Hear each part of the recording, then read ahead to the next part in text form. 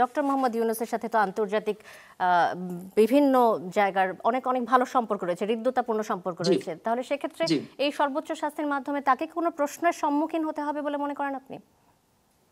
আসলে এটা আমি মনে করি না, কারণ শুধু শুধু এটা না, এখানে আরো অনেক অনেক এভিডেন্স আমাদের কাছে আছে, বা ওনারাও দেখাতে পারবেন যে শুধু বাংলাদেশ না, আমাদের এখানে সাবকন্টিনেন্টের বেশিরভাগ দেশগুলোতেই এখনো মৃত্যুদণ্ড বহাল আছে।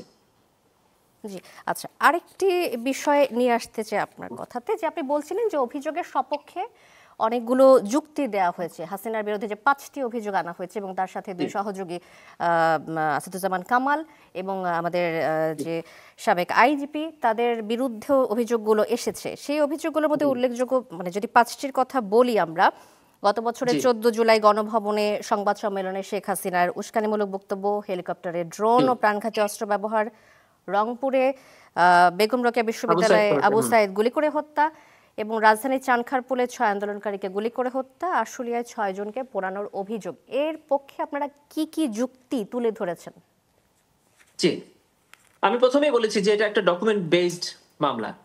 আমরা প্রথমেই 14 তারিখে উনি যে গণভবনের সংবাদ সম্মেলন করে বললেন যে কোটা কি রাজাকারের নাতিপুতি এবং রাজাকারের বাচ্চারা পাবে নাকি মুক্তিযোদ্ধার বাচ্চারা পাবে, এরপরে সারা দেশে মানুষ ফুঁসে উঠলো। তো এই রাজাকার শব্দটি বলাতে উনি এই অপরাধ প্রবণতাটাকে উস্কানি দিলেন, এটি হলো প্রথম অভিযোগ। এখন ধরেন আসলে কি হলো, আসলে কেন এই রাজাকার শব্দটা বলার পরে সারা দেশের আন্দোলনকারীরা ফুঁসে উঠলো, সেটা হলো যে এই রাজাকার শব্দটা গত 15 বছর উনি ওনার সকল বিরোধী মত পক্ষ, ইভেন মুক্তিযোদ্ধা যারা ওনার পক্ষে নাই, ওনার পক্ষে কথা বলতে, তাদেরকে এটা বলেছেন। বলতে বলতে এই শব্দটাকে একটা গালিতে পরিণত করেছেন, যার কারণে এই শব্দটি শোনার সঙ্গে সঙ্গে সবাই ফুঁসে উঠলো। এটি আমরা হিটলারে দেখেছি যে তারা নাৎসিরা এই ইহুদিদেরকে ইনিয়েনজি বলতো, ইঁদুর বলতো, তেলাপোকা বলতো। এটা এক ধরনের ইনসিস্ট করা, এটা প্রোপাগান্ডা ছড়ানো, এটা মানুষকে মানে হত্যার একটা বৈধতা দেওয়া। এই সংবাদ সম্মেলনটাকে আমরা একটা প্রথম অভিযোগ দিয়েছি, এটার জন্য ভিডিও ডকুমেন্ট ছিল বিটিভি থেকে, আমরা এনে জমা দিয়েছি। দ্বিতীয় যে অভিযোগটা ছিল সেটা হলো তাপসের সাথে তৎকালীন প্রধানমন্ত্রীর টেলিফোন কনভারসেশনে উনি বলছেন যে আমি ইতিমধ্যে এই লেথাল উইপন অর্থাৎ মারণাস্ত্র ব্যবহারের নির্দেশনা দিয়ে দিয়েছি, হেলিকপ্টার থেকে এখন গুলি করা হবে এবং ড্রোন ব্যবহার করে আন্দোলনকারীদের অবস্থান নির্ণয় করা হবে। ঢাকা বিশ্ববিদ্যালয়ের মকসুদ কামাল সাহেবের সাথে উনি কথা বলছেন, সেখানে উনি বলছেন যে এরা হলো রাজাকার, আমি রাজাকারদেরকে ফাঁসি দিয়েছি, এদেরকে আমি তাই করব। ইংল্যান্ডে ছাত্ররা রাস্তায় নেমেছিল, কয়েকটারে ফেলে দিয়েছে, ঠান্ডা হয়ে গেছে, আমি ওদেরকে তাই করব।